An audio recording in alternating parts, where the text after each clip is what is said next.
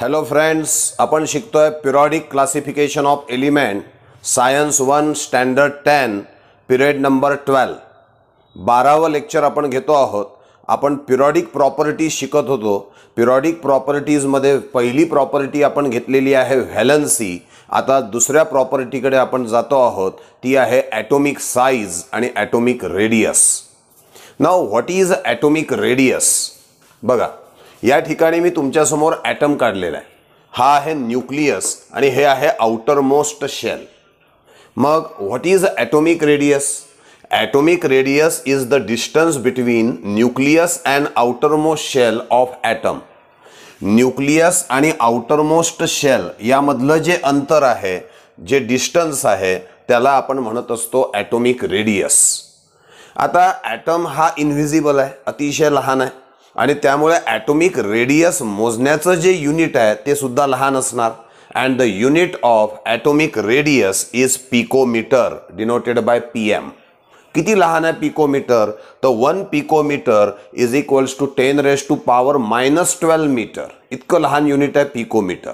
पुन्हा ऐका, what is atomic radius? It is the distance. कोणामधलं? Distance between nucleus and outer most shell of atom. That is called as atomic radius. Atomic radius is measured in picometer. 1 picometer is equals to 10⁻⁻12 meter. Now about the trend of atomic radius in group. Group मध्ये atomic radius कसा बदलत जातो ते आपल्याला लक्षामध्ये घ्यायचं आहे. या ठिकाणी आपण अल्कली मेटलचा ग्रुप घेतलेला आहे. लिथियम, सोडियम, पोटॅशियम, रुबिडियम, केशियम इथपर्यंत. तुम्हाला माहिती आहे लिथियममध्ये हा न्यूक्लियस आहे आणि लिथियममध्ये 2 ऑर्बिट आहे, सोडियममध्ये 3 ऑर्बिट्स आहे, पोटॅशियममध्ये 4 आहे, रुबिडियममध्ये 5 आहे, केशियममध्ये 6 आहे, फ्रान्शियम घेतला असता त्यात 7 आहेत. ठीक आहे की नाही? म्हणजे काय दिसतंय तुम्हाला? In group while going from top to bottom number of orbit increases 2, 3, 4, 5, 6. म्हणजे नंबर ऑफ ऑर्बिट्स इन्क्रीज झाल्याचं आपल्याला दिसून येतं. And as the number of orbit increases, naturally distance between nucleus and outermost shell also increases. And as the distance between nucleus and outermost shell increases, atomic radius increases, that is atomic size increases. Lithium, sodium, potassium, rubidium, केशियम, फ्रान्शियम असा atomic radius हा वाढत गेल्याचं आपल्याला दिसून येतं. And as the atomic radius increases, atomic size also increases. काय सांगतोय बघा, in group while going from top to bottom number of orbit increases. As the number of orbit increases, naturally the distance between nucleus and outermost shell increases. As the distance between nucleus and outermost shell increases, atomic radius increases and atomic size also increases. Proof बघा, लिथियमचा 152 picometre आहे, सोडियमचा 186 आहे, पोटॅशियमचा 231 आहे, rubidium 244 आहे, केशियम 262 आहे. का atomic radius वाढत चाललाय? कारण नंबर ऑफ ऑर्बिट्स वाढत चालले. As the number of orbits increases, atomic radius increases and atomic size also increases. So we can say that in group, while going from top to bottom, atomic radius and atomic size increases due to increase in number of orbits. Now about the trend of atomic radius in period. Period मध्ये atomic radius मध्ये कसा बदल होतो ते आता आपल्याला लक्षामध्ये घ्यायचं आहे. मी तुमच्या समोर सेकंड पिरियड या ठिकाणी ठेवलेला आहे. Lithium, beryllium, boron, carbon, nitrogen, oxygen. Fluorine आणि निऑन आपण घेतले नाही सध्या. लिथियमचा ॲटॉमिक नंबर 3 आहे, बेरिलियमचं 4 आहे, बोरॉनचं 5 आहे, कार्बन 6, नायट्रोजन 7, ऑक्सिजन 8. म्हणजे in period while going from left to right, atomic number gradually increases. बघा, in period while going from left to right, atomic number gradually increases. Atomic number एक एकनी वाढल्याचं आपल्याला दिसतं. आता ॲटॉमिक नंबर म्हणजेच number of proton and number of electron. मग atomic number जर का वाढतोय तर साहजिकच प्रोटॉनची संख्या वाढेल, इलेक्ट्रॉनची संख्या पण वाढेल. प्रोटॉनच्या संख्येला न्यूक्लिअर चार्ज असं पण म्हणतात. त्यामुळे काय होईल, जेवढा ॲटॉमिक नंबर आहे तेवढाच पॉझिटिव्ह चार्ज न्यूक्लियसवर असेल. म्हणजे लिथियमच्या न्यूक्लियसवरती +3 चार्ज आहे. का बरं? कारण लिथियमच्या न्यूक्लियसमध्ये 3 पॉझिटिव्ह चार्ज प्रोटॉन आहे, म्हणून लिथियमच्या न्यूक्लियसवरती 3 पॉझिटिव्ह चार्ज न्यूक्लियस असल्याचं दिसेल आपल्याला. तर बेरिलियमवरती 4, बोरॉनवरती 5, कार्बनवरती 6. म्हणून आपण काय दिलंय, जसा जसा ॲटॉमिक नंबर वाढत चाललाय तसा तसा न्यूक्लिअर चार्ज सुद्धा वाढत गेल्याचं आपल्याला दिसून येईल. जसा जसा न्यूक्लिअर चार्ज वाढतोय नंबर ऑफ इलेक्ट्रॉन सुद्धा वाढतील. 2 1 2 2 2 3 2 4 2 5 2 6 एक एक इलेक्ट्रॉन वाढत चाललाय. बघा काय सांगितलं आपण, in period while going from left to right atomic number एक एकनी वाढतोय, त्यामुळे न्यूक्लिअर चार्ज सुद्धा एक एकनी वाढेल, इलेक्ट्रॉन सुद्धा एक एकनी वाढल्याचं आपल्याला दिसेल. पण electrons are added into the same orbit. या ठिकाणी electrons are added into the same second orbit. दुसऱ्या ऑर्बिटमध्येच इलेक्ट्रॉन वाढल्याचं दिसतं. इलेक्ट्रॉन वाढले म्हणून नंबर ऑफ ऑर्बिट नाही वाढत आहे. म्हणून आपण वाक्य काय दिलंय, in period while going from left to right atomic number increases, nuclear charge म्हणजे number of proton also increases, number of electron also increases, but electrons are added into the same orbit. त्यामुळे काय होईल लक्ष द्या, या ठिकाणी हा nucleus दुसऱ्या ऑर्बिट मधल्या इलेक्ट्रॉन वरती काय टाकेल, फोर्स ऑफ अट्रॅक्शन. हा पॉझिटिव्ह चार्ज आहे, निगेटिव्ह चार्ज इलेक्ट्रॉन वरती फोर्स ऑफ अट्रॅक्शन टाकेल. इथे हा जो बेरिलियमचा न्यूक्लियस आहे ज्याच्यावर +4 न्यूक्लिअर चार्ज आहे तो सुद्धा दुसऱ्या ऑर्बिट मधल्या इलेक्ट्रॉन वरती फोर्स ऑफ अट्रॅक्शन टाकेल. मला सांगा इथे पण दुसऱ्या ऑर्बिट मधल्या इलेक्ट्रॉनवरच फोर्स ऑफ अट्रॅक्शन आहे, इथे पण दुसऱ्या ऑर्बिट मधल्या इलेक्ट्रॉनवरच फोर्स ऑफ अट्रॅक्शन आहे. पण हे फोर्स ऑफ अट्रॅक्शन टाकलं +3 न्यूक्लिअर चार्जनी, हे फोर्स ऑफ अट्रॅक्शन टाकलं +4 न्यूक्लिअर चार्जनी. साहजिकच या फोर्स ऑफ अट्रॅक्शन पेक्षा हे फोर्स ऑफ अट्रॅक्शन पॉवरफुल असल्याचं तुम्हाला लक्षामध्ये येईल. कारण की मोर पॉझिटिव्ह चार्ज म्हणजे तेवढी ताकद फोर्स ऑफ अट्रॅक्शनची जास्त असेल आणि त्यामुळे काय होईल, लिथियमचा न्यूक्लियस या इलेक्ट्रॉनला स्वतःकडे ओढण्याचा प्रयत्न करेल, पण त्यापेक्षा ताकदीने बेरिलियमचा न्यूक्लियस या इलेक्ट्रॉनला ओढण्याचा प्रयत्न करेल. आणि त्याच नियमाने जर का बघितलं तर बोरॉनचा ज्याच्या न्यूक्लियसवर +5 पॉझिटिव्ह चार्ज आहे त्याचा फोर्स ऑफ अट्रॅक्शन अजून मोर पॉवरफुल असल्याचं तुम्हाला दिसेल, अजून जास्त पॉवरफुल असेल, इथे त्यापेक्षा जास्त पॉवरफुल असेल. म्हणजे काय होत आहे, जसं जसं आपण lithium, beryllium, boron, carbon, nitrogen, oxygen चाललोय तसा तसा force of attraction between nucleus and outer most electron powerful होत चाललेला आहे. And as the force of attraction increases, हे जे दुसरं ऑर्बिट आहे हे न्यूक्लियसकडे ओढल्याचं तुम्हाला दिसेल. उदाहरणार्थ हाताच्या सिम्बॉलवरनं लक्ष द्या. हा लिथियम घेतला आपण, लिथियमपेक्षा हा बेरिलियम, हा बोरॉन, कार्बन, नायट्रोजन, ऑक्सिजन, कारण दुसरं ऑर्बिट आतमध्ये ओढल्या जात आहे आणि त्यामुळे ॲटॉमिक रेडियस हा कमी कमी झाल्याचं तुम्हाला दिसेल. म्हणून आपण काय सांगितलंय की but the electrons are added into the same orbit, hence the force of attraction between nucleus and outermost electron increases. Force of attraction वाढत चाललेला आहे and electron get attracted towards the nucleus and hence the distance between nucleus and outermost electron decreases, and as the distance between nucleus and outermost electron decreases the atomic radius decreases and hence the atomic size also increases in period while going from left to right. पुन्हा ऐका, in period atomic number हळूहळू वाढत चाललाय, त्यामुळे nuclear charge सुद्धा वाढत चाललाय, इलेक्ट्रॉनची संख्या पण वाढते, पण electrons are added into the same orbit आहे आणि त्यामुळे the force of attraction between nucleus and outer most electron gradually increases. As the force of attraction increases the outer electron get attracted towards the nucleus and the distance between the nucleus and outer most electron decreases. As the distance between nucleus and outer most electron decreases we can say that the atomic radius decreases and hence atomic size also decreases while going from left to right in period. म्हणजे overall काय सांगता येईल, ग्रुपमध्ये हातवारे असे केले होते मी, म्हणजे 2 ऑर्बिट, 3 ऑर्बिट, 4 ऑर्बिट, 5 ऑर्बिट, म्हणजे in group while going from top to bottom as number of orbit increases atomic radius increases. पिरियडमध्ये असे हातवारे केले मी, in period while going from left to right the atomic radius decreases. ग्रुपमध्ये atomic radius वाढत जातोय तर पिरियडमध्ये ॲटॉमिक रेडियस कमी कमी झाल्याचं आपल्याला दिसून येतं. इथे तुमच्यासमोर lithium, beryllium, boron, carbon, nitrogen, oxygen यांचा ॲटॉमिक रेडियस हा हळूहळू कमी कमी झाल्याचं आपल्याला दिसून येईल. तुमच्याकरता होमवर्क मी देतो आहे, पुस्तकामध्ये बघायचं आणि lithium, beryllium, boron, carbon, nitrogen, oxygen या सगळ्यांचा जो ॲटॉमिक रेडियस आहे तो पिकोमीटरमध्ये तुम्ही या ठिकाणी लिहायचा आहे. तुम्ही जर का पिकोमीटरमध्ये ॲटॉमिक रेडियस या ठिकाणी लिहून बघितला तर तुमच्या असं लक्षात येईल तो ॲटॉमिक रेडियस कमी कमी झाल्याचं तुम्हाला दिसून येईल. जसं ग्रुपमध्ये मी सांगितलं होतं वाढत गेला होता तसा तो इथे ॲटॉमिक रेडियस कमी कमी झाल्याचं दिसेल. म्हणजे कोणाचा ॲटॉमिक रेडियस मोठा असेल? लिथियमचा, त्यापेक्षा कमी बेरिलियम, त्यापेक्षा कमी बोरॉन, त्यापेक्षा कमी कार्बन, त्यापेक्षा कमी नायट्रोजन, त्यापेक्षा कमी oxygen. All this is about the periodic property, second periodic property, that is atomic radius and atomic. Now the next periodic property is metallic and non-metallic character. First of all, what is metal and what is non-metal?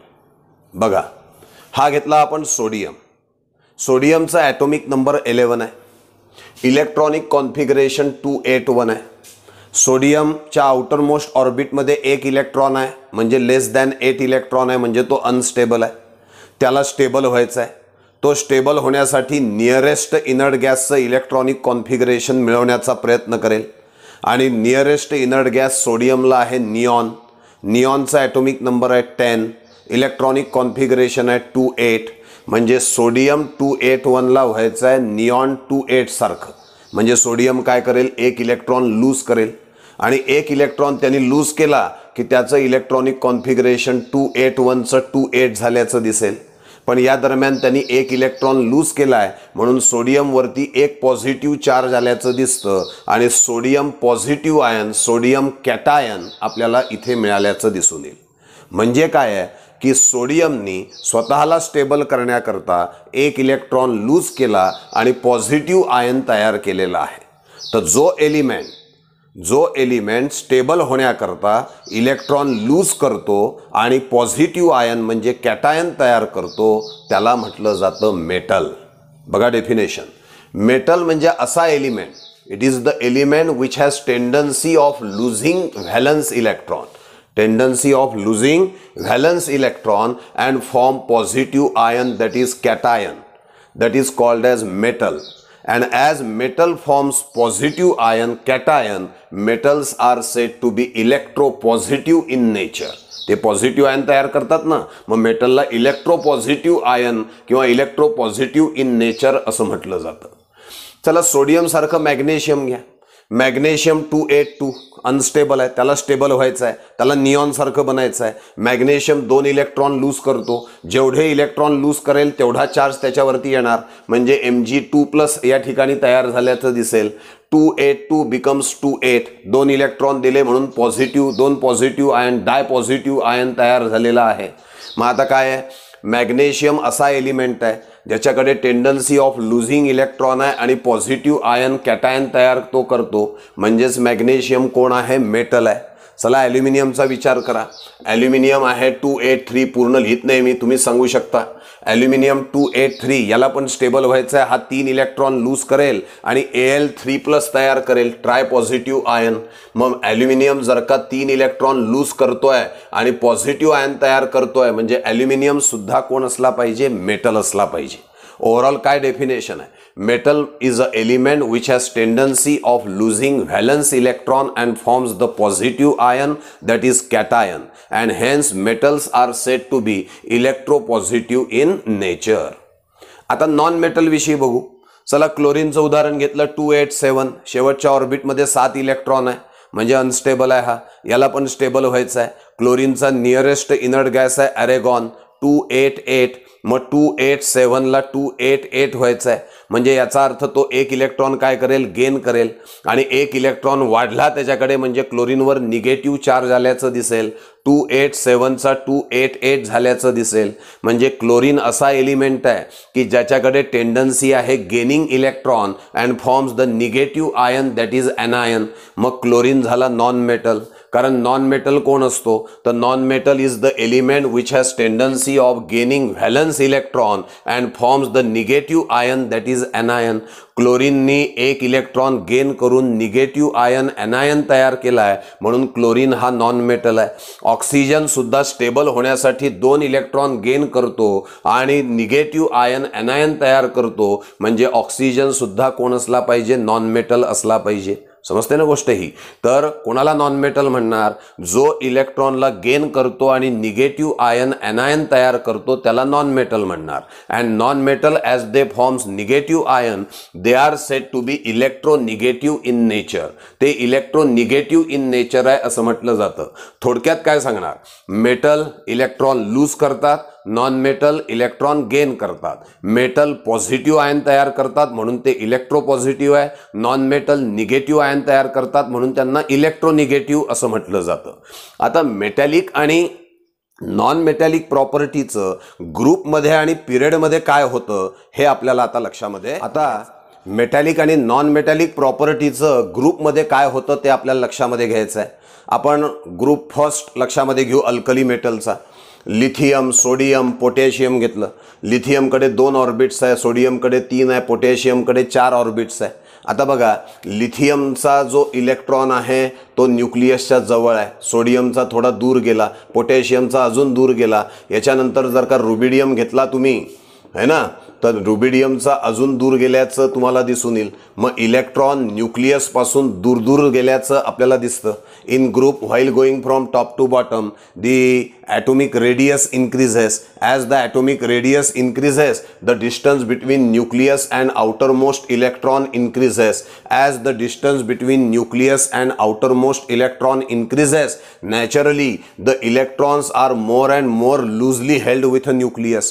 Lithium पेक्षा सोडियमचा electron loosely held आहे कारण nucleus पासून दूर आहे आणि त्यामुळे काय होईल लिथियम पेक्षा सोडियमचा इलेक्ट्रॉन सहजपणे लूज होऊ शकतो आणि सोडियमचा इलेक्ट्रॉन सहजपणे लूज होतो. याचा अर्थ सोडियमकडे लिथियमपेक्षा मेटॅलिक प्रॉपर्टी जास्त असेल. सोडियमपेक्षा पोटॅशियम लवकर इलेक्ट्रॉन लूज करू शकतो म्हणून पोटॅशियमची मेटॅलिक प्रॉपर्टी सोडियमपेक्षा जास्त असेल. रुबिडियम हा पोटॅशियमपेक्षा लवकर इलेक्ट्रॉन लूज करेल आणि त्यामुळे रुबिडियमची मेटॅलिक प्रॉपर्टी पोटॅशियमपेक्षा जास्त असणार आहे. म्हणजे while going from top to bottom as the atomic radius increases the distance between nucleus and outermost electron increases, and as the distance between nucleus and outermost electron increases, the electrons are more and more loosely held with a nucleus and hence tendency to lose electron increases. Tendency कशाची tendency? Tendency to lose electron increases, and as tendency to lose electron increases, metallic property increases while going from top to bottom. metallic property top to bottom ला वाढत गेल्याचं दिसून येईल. याच्या उलट काय म्हणता येईल की tendency to lose electron increases म्हणजेच tendency to gain electron decreases and hence non metallic property decreases while going from top to bottom. ऐका एकदा पुन्हा. In group while going from top to bottom आपण काय सांगितलं ॲटॉमिक रेडियस काय होत चाललाय इन्क्रीज होत चाललाय आणि त्यामुळे यांच्यातलं डिस्टन्स वाढत चाललाय आणि त्यामुळे electrons are loosely held with a nucleus. याच्यापेक्षा हा इलेक्ट्रॉन लूजली हेल्ड आहे याच्यापेक्षा हा इलेक्ट्रॉन लूजली हेल्ड आहे याच्यापेक्षा हा इलेक्ट्रॉन लूजली हेल्ड आहे. म्हणजे जेवढा इलेक्ट्रॉन लूजली हेल्ड असेल तेवढा त्याला लूज करणं सोपं होणार आहे. म्हणजे या चौघांमध्ये रुबिडियम सगळ्यात लवकर इलेक्ट्रॉन लूज करतो आणि रुबिडियम सगळ्यात लवकर इलेक्ट्रॉन लूज करतो म्हणजे रुबिडियमची मेटॅलिक प्रॉपर्टी सगळ्यात जास्त आहे. रुबिडियमची कोणापेक्षा जास्त आहे पोटॅशियम. पोटॅशियमची सोडियमपेक्षा जास्त आहे. सोडियमची लिथियमपेक्षा जास्त आहे. म्हणजे मेटॅलिक प्रॉपर्टी ऑर्डर काय येईल रुबिडियम मोर मेटॅलिक दॅन पोटॅशियम मोर मेटॅलिक दॅन सोडियम मोर मेटॅलिक दॅन लिथियम. याच्याकडे सगळ्यात जास्त मेटॅलिक प्रॉपर्टी असल्याचं तुम्हाला दिसून येईल. आणि म्हणून काय म्हटलंय आपण tendency to lose electron increases. Tendency to lose electron increases while going from top to bottom hence metallic property increases. याचाच दुसरा अर्थ आहे की tendency to gain electron decreases and that's why non metallic property decreases while going from top to bottom. This is about the metallic and non metallic character in group. आता आपल्याला पिरियडमध्ये काय होतं मेटॅलिक आणि नॉन मेटॅलिक प्रॉपर्टीचं हे लक्षामध्ये घ्यायचं आहे. आता आपल्याला मेटॅलिक आणि नॉन मेटॅलिक कॅरेक्टरचं पिरियडमध्ये काय होतं हे लक्षामध्ये घ्यायचं आहे. आत्ताच आपण शिकलो होतो ॲटोमिक रेडियसच्या बद्दलचं की in period while going from left to right the atomic radius decreases. बघा, in period while going from left to right atomic radius decreases. मग ॲटोमिक रेडियस जर का डिक्रीज होत चालला आहे तर शेवटच्या ऑर्बिटमधला इलेक्ट्रॉन हा उलट न्यूक्लियसच्या जवळजवळ येईल. कारण as the atomic radius decreases, याचा लिथियमचा समजा एवढा आहे तर बेरिलियमचा लहान आहे, बोरॉनचा अजून लहान आहे. म्हणजे आउटर मोस्ट इलेक्ट्रॉन कोणाच्या जवळ येत चाललेले आहे? न्यूक्लियसच्या जवळ. And that's why these electrons are tightly held with a nucleus. म्हणजे लिथियमपेक्षा बेरिलियमचा इलेक्ट्रॉन टाईटली हेल्डअप आहे, बेरिलियमपेक्षा बोरॉनचा इलेक्ट्रॉन टाईटली हेल्डअप आहे, बोरॉनपेक्षा कार्बनचा इलेक्ट्रॉन टाईटली हेल्डअप असेल, कार्बनपेक्षा नायट्रोजनचा इलेक्ट्रॉन टाईटली हेल्डअप असेल. म्हणजेच काय म्हणता येईल, in period while going from left to right atomic radius decreases, hence electrons are tightly held with nucleus. आणि इलेक्ट्रॉन जर का टाईटली हेल्ड विथ न्यूक्लियस आहे तर साहजिकच इलेक्ट्रॉन सहजासहजी लूज होणार नाही. आणि as the tendency to lose electron decreases, the metallic property decreases while going from left to right. लेफ्टकडून राईटकडे जात असताना tendency to lose electron decreases, याचाच अर्थ काय? Metallic property decreases, metallic property decreases. आणि या उलट tendency to gain electron increase होणार आहे. Tendency to gain electron increases and hence non metallic property जी आहे ही नॉन मेटॅलिक प्रॉपर्टी इन्क्रीज झाल्याचं आपल्याला दिसून येईल. वाक्यरचना बघा, in period while going from left to right atomic radius decreases and hence electrons are tightly held with nucleus, hence tendency to lose electron decreases, that is metallic property decreases. On the contrary, tendency to gain electron increases, that is non-metallic property increases. Group मध्ये काय झालं होतं? Metallic property वाढत चालली होती, non metallic property कमी होत चालली होती. पिरियड मध्ये काय होत आहे? मेटॅलिक प्रॉपर्टी कमी होत चालली आहे, उलट नॉन मेटॅलिक प्रॉपर्टी वाढत गेल्याचं आपल्याला दिसून येतं. This is about the third periodic property, that is metallic and non metallic character.